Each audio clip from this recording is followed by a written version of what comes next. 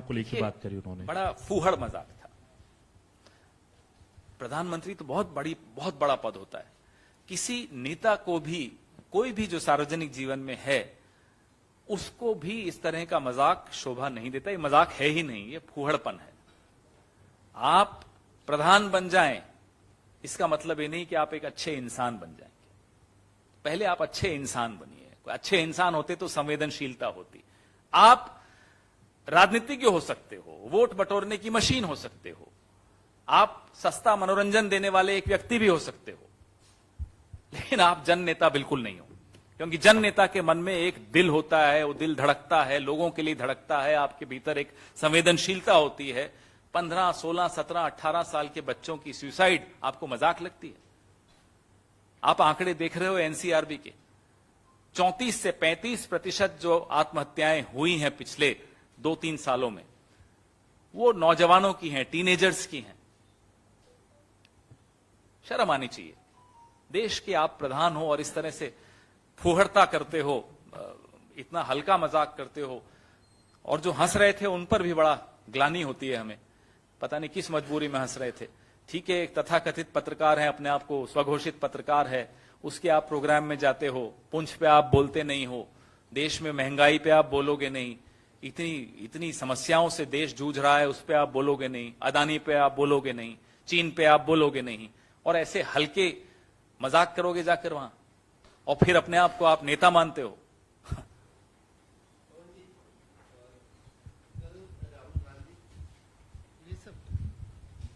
राहुल गांधी का मामला था सूरत के हाई कोर्ट में, वहां पे जिस जज के बेंच में ये गीता गोपी हैं, उनके बेंच में ये मामला गया था, लेकिन उन्होंने अपने आप को थोड़ी देर सुनवाई करने के बाद अपने आप को इस केस से अलग कर लिया।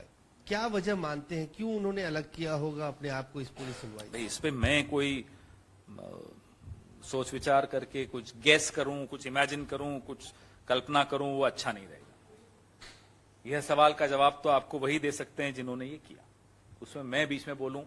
से कोई वार्ता न हम हो, आपसे हम सिर्फ एक सवाल पूछ रहे हैं, बहुत प्रासंगिक सवाल पूछ रहे हैं, क्योंकि लगातार उदाहरण आपके सामने मिल रहे हैं कि जो हथियार तालिबान की मार्फत या तो बिक रहे हैं या बट रहे हैं, हमें नहीं मालूम, लेकिन वो उपयोग में भारत के जवानों के खिलाफ भारत के क्षेत्रफल में आकर इस्तेमाल हो रहे हैं।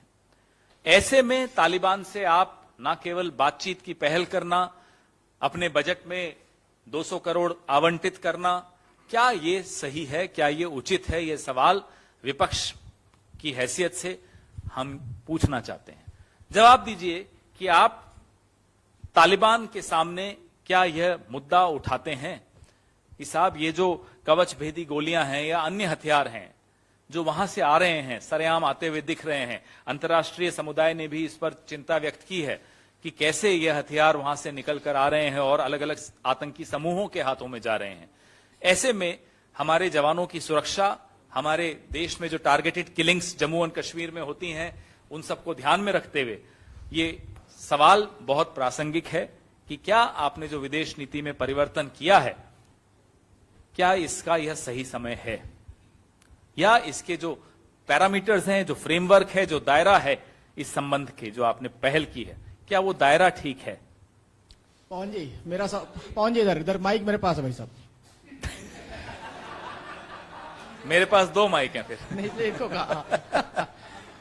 सवाल मेरा ये है कि आपके सहयोगी दल जो आरजेडी हैं बिहार में, उनके एक नेता हैं भाई वीरेंद्र, उन्होंने पुंछ हमले को लेकर कहा है कि एक साजिश है, ये पुलवामा हमले की तरह एक साजिश है केंद्र सरकार की, जो चुनाव को देखते हुए कहीं इस पे इस तरह मैं ऐसी कोई टिप्पणी का ना समर्थन करूंगा, ना ऐसी कोई टिप्पणी करूंगा।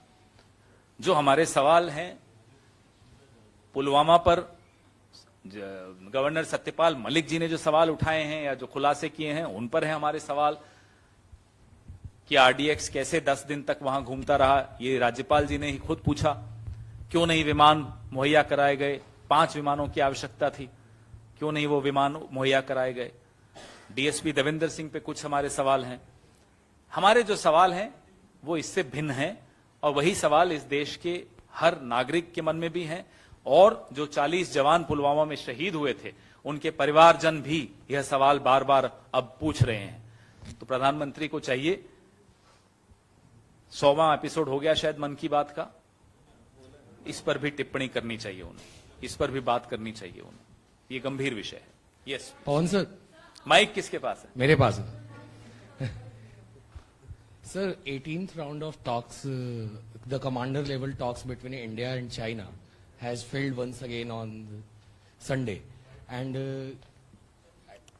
over the Chinese incursions. So do you think the SCO meet that's going to take place in India in the coming days, and when the Chinese ministers are also coming, so do you like to comment on the same? Yeah, we would love to comment on it because we owe it to the country to comment on it and question the government. Our problem is, how do you corner a country after giving it a clean chit? When the Prime Minister of a country, of our country, gives a clean chit to the enemy nation, then you can't expect to corner them diplomatically. Because publicly you are trying to save your own face. And in doing so, you are protecting the enemy instead of protecting your own territory or your own interests. So I don't expect to achieve much during any talks at the level of ministers in Delhi, because the head of the government has given a clean chit to China, full stop. Sir सबके पास mic है। Sir, Delhi के मुख्यमंत्री के आवास को लेकर जो renovation में 45 करोड़ का खर्च हुआ है, उस पर विवाद है। आपके नेता अजय माकन लगातार हमले कर रहे हैं। पार्टी की अधिकृत राय क्या है इस पर? इस पोडियम से आप क्या कहना चाहिए? अजय माकन जी ने बिल्कुल ठीक बात कही है। आप अपने आप को आम आदमी कहते हैं, अब तो खैर कोई मानता भी नहीं कि आप आम आदमी। कोविड के दौरान जब त्राही त्राही मच रही थी दिल्ली में, सांस लेने पर दिक्कत थी, ऑक्सीजन की कमी थी, तब आप साहब क्या कर रहे थे? 45 करोड़ रुपए का खर्च अपने घर को ठीक करवाने में, दुरुस्त कराने में, स्विमिंग पूल बनवाने में, लाखों करोड़ों के पर्दे लगवाने में, टाइल्स लगवाने में, ये होती है आम आदमी की सरकार। ये चौंकाने वाला तथ्य है। आप में से कुछ लोग हैरान होंगे, हम में से कुछ लोग हैरान नहीं है, क्योंकि हम असलियत जानते थे। लेकिन फिर भी असलियत जानते हुए भी हम हैरान हैं कि कैसी ये आम आदमी की सरकार है जो ढोल नगाड़े पीटती थी अपनी ईमानदारी की, अपनी सादगी की। अजय माकन जी ने शायद उदाहरण दिया उस दिन, कल मैं देख रहा था कि जो इन्होंने एफिडेविट साइन किया था उसमें बिंदु नंबर 7 था कि सरकारी घर में नहीं रहूंगा, सुरक्षा नहीं लूंगा, लाल बत्ती नहीं चलाऊंगा। देख रहे हैं आप कितनी लंबी सुरक्षा है? देख रहे हैं आप में से कोई, आप तो छोड़िए, कोई एमएलए घुस के दिखा दे मुख्यमंत्री के आवास पर। और यहां जहां हम बैठे हैं, यहां से कुछ मीटर दूर जहां डॉक्टर मनमोहन सिंह जी का आवास है, अब यहां शीला दीक्षित जी का आवास था। 15 साल लगातार सोमवार से रविवार सुबह 2-3 घंटे तो आम नागरिक कोई भी बिना अपॉइंटमेंट के, गेट खुले होते थे, जाके मिल सकता था। एमएलएज जब चाहे तब आ सकते थे, राजनीतिक कार्यकर्ता जब चाहे तब आ सकता था। इस तरह की सुरक्षा नहीं होती थी। शीला दीक्षित जी, उनके तमाम मंत्री, 15 साल तक उनका आप बंगलों के रखरखाव का, रिपेयर का पूरा बजट निकाल के देख लीजिए और तुलना करिए एक मुख्यमंत्री के बंगले पर 45 करोड़ का खर्च होना। शर्मनाक बात है। मुझे ग्लानि होती है ये देखकर कि मैं इस सरकार का हिस्सा रहा हुआ हूं। उस सरकार में आज ये स्थिति है कि सरेआम एक तरह से अपने वोटर के गाल पर आप लोग तमाचा मार रहे हैं, उससे कम कुछ नहीं है। सर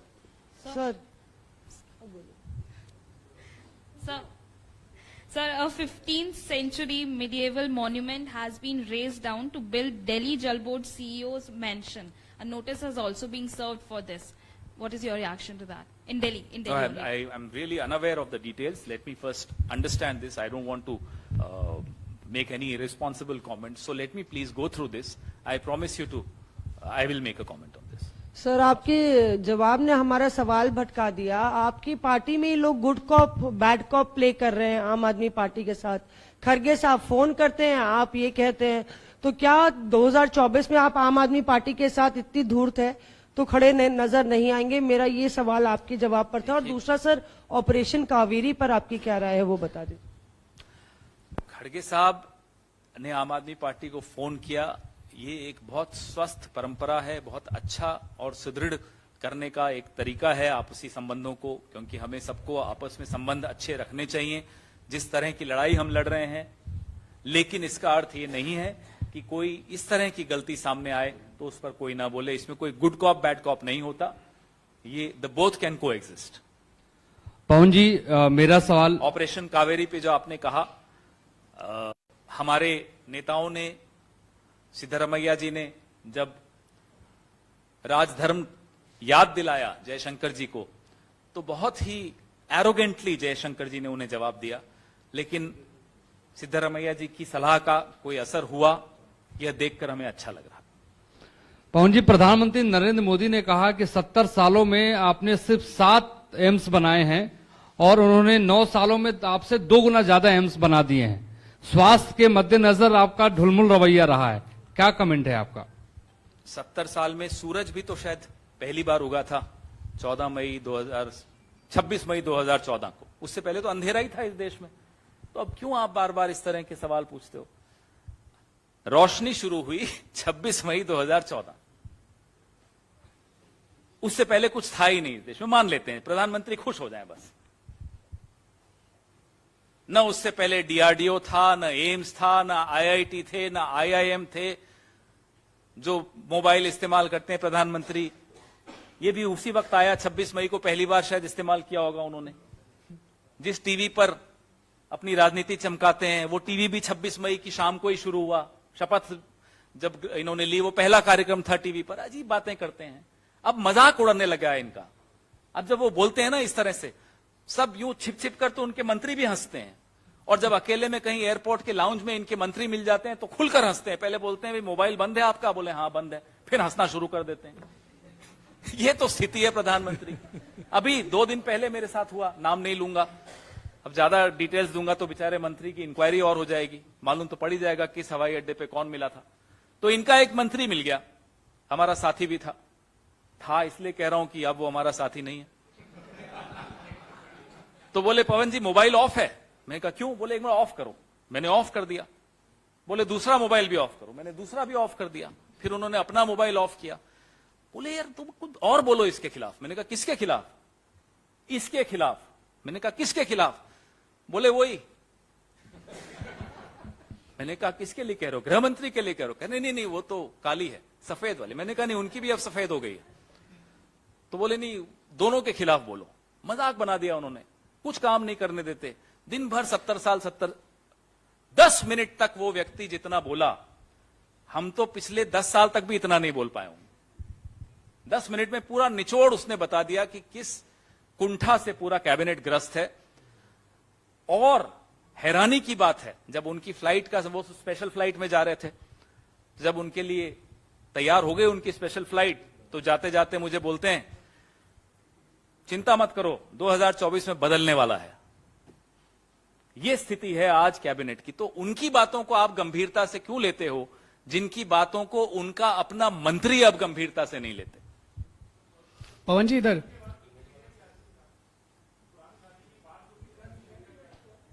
मेरी प्रतिक्रिया क्या थी? मैं तो मुस्कुरा रहा था मंद मंद, सोच रहा था कि मोबाइल ऑन ही रखता तो अच्छा रहता, मोदी जी को भी सुनाई तो देता कि क्या क्या बातें हो रही है उनकी पीठ पीछे। पवन जी, प्रधानमंत्री नरेंद्र मोदी ने कर्नाटक में बीजेपी के जो कार्यकर्ता हैं उनको संबोधित करते हुए रेवड़ी कल्चर की बात करी है और कांग्रेस को कहीं ना कहीं निशाना साधा है। उन्होंने कहा कि कांग्रेस की झूठी रेवड़ी का पर्दाफाश करने के लिए कांग्रेस शासित राज्यों में देखिए हिमाचल राजस्थान के लोग आज भी उनकी गारंटी के पूरा होने का इंतजार कर रहे हैं। जो व्यक्ति इस बात पर भी गर्व महसूस कर रहा हो कि 80% हिंदुस्तान को अब वो मुफ्त राशन दे रहा है, यह कोई गर्व करने वाली बात है नहीं इस देश के प्रधानमंत्री के लिए कि इस देश की आर्थिक स्थिति आपने ये कर दी है कि 80% लोग सरकारी सहायता पर निर्भर हो गए हों, वो व्यक्ति रेवड़ी कल्चर पे कुछ बोले तो अच्छा नहीं लगता। जैसा मैंने आपको कहा, प्रधानमंत्री के कैबिनेट के एक बेनामी व्यक्ति का हवाला देते हुए, अब माननीय श्री नरेंद्र मोदी की बात को उनके अपने लोग भी गंभीरता से नहीं लेते। कुछ लोग यूं करके हंसते हैं, कुछ लोग घर जाकर हंसते हैं, कुछ लोग बाथरूम में जाकर हंसते हैं, लेकिन सब हंस रहे हैं उन पर। धन्यवाद। हाँ जी, सवाल ये है माइक कि ले अरे सुनाई दे रहा है क्या? नहीं किस लिए वो माइक? ये ऑनलाइन को सुनाने के लिए होता है। आप मेरे को तो सुनाई दे रहा होता है। सर, ये सवाल पहला ये है कि आपके जो नेता हैं कर्नाटक में सिद्धारमैया, उन्होंने कहा कि रिजर्वेशन की लिमिट हम 50 से बढ़ा के 75% कर देंगे और आबादी के हिसाब से लोगों को देंगे। तो आबादी के हिसाब से तो आपके उसमें है उदयपुर चिंतन शिविर में, लेकिन सीमा कैप बढ़ा करके सुप्रीम कोर्ट के आदेश के बाद। और दूसरी बात, आनंद मोहन की जो रिहाई हुई उसमें आपके एक नेता है PL पुनिया, उन्होंने कहा बहुत गलत हुआ है फैसला, ये एक दलित DM की हत्या के आरोपी को। तो इस पर क्या स्टैंड है पार्टी का ऑफिशियल? जो राहुल गांधी जी ने उस दिन कर्नाटक में एक नारा दिया, एक मांग उठाई, आप 2011 के जो जातिगत जनगणना के आंकड़े हैं वो क्यों नहीं जारी कर रहे? नंबर 1। नंबर 2, 2021 का जो जनगणना है, जो अभी तक नहीं शुरू कर पाए हैं आप, उसमें आप जातिगत जनगणना अवश्य करें, ये हमारी मांग है। जिसकी जितनी संख्या होगी उतनी ही उसको आरक्षण मिले, उसको सुविधाएं मिले, ये हमारी मांग है, ये हमारा स्टैंड है, बड़ा स्पष्ट स्टैंड है। आनंद मोहन की रिहाई के विषय में, जैसा कि मैंने कहा, पहले भी इस पे हम चर्चा कर चुके हैं, कर भी रहे हैं, आगे भी करेंगे, लेकिन एक बार इसको पूरा हम स्टडी कर लें, रिहाई के आदेश को, नियम कानून को, उसके बाद इस पर जरूर और भी चर्चा करेंगे।